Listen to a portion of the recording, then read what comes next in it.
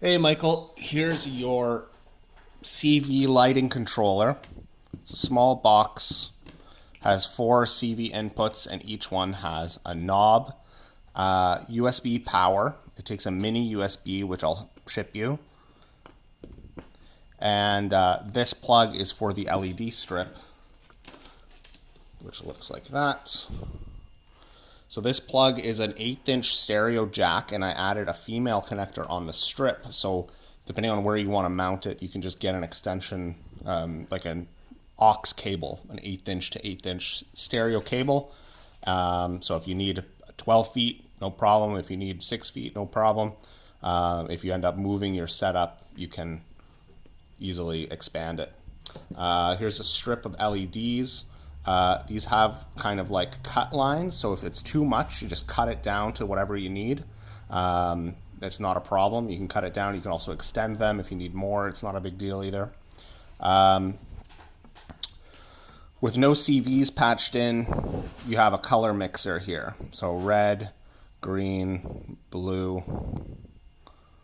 and brightness. So with the brightness adjust, you can change the total brightness.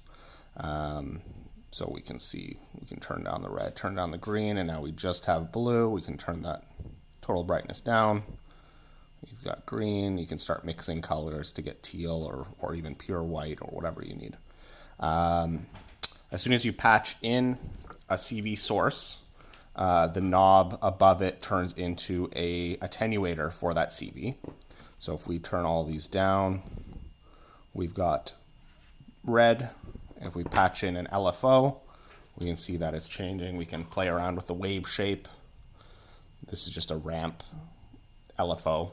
Any CV source will work. This is protected against voltages outside of its range, but it only responds to voltages between 0 and 5 volts.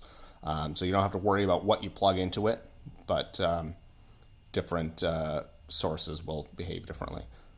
When this is plugged in, you can now turn this down so it has less of an effect. If you turn it all the way to 0, it will have no effect. And then again, while that's running, you can, blend in other colors or even other CVs. You can get some really complex lighting going on if you patch in 4 different CVs. Or if you want to use your 16N, no problem. The 16N outputs 0 to 5 volts, which is perfect for this, but any LFO will work with it. You can experiment, try running audio into it, see what happens. There are no rules.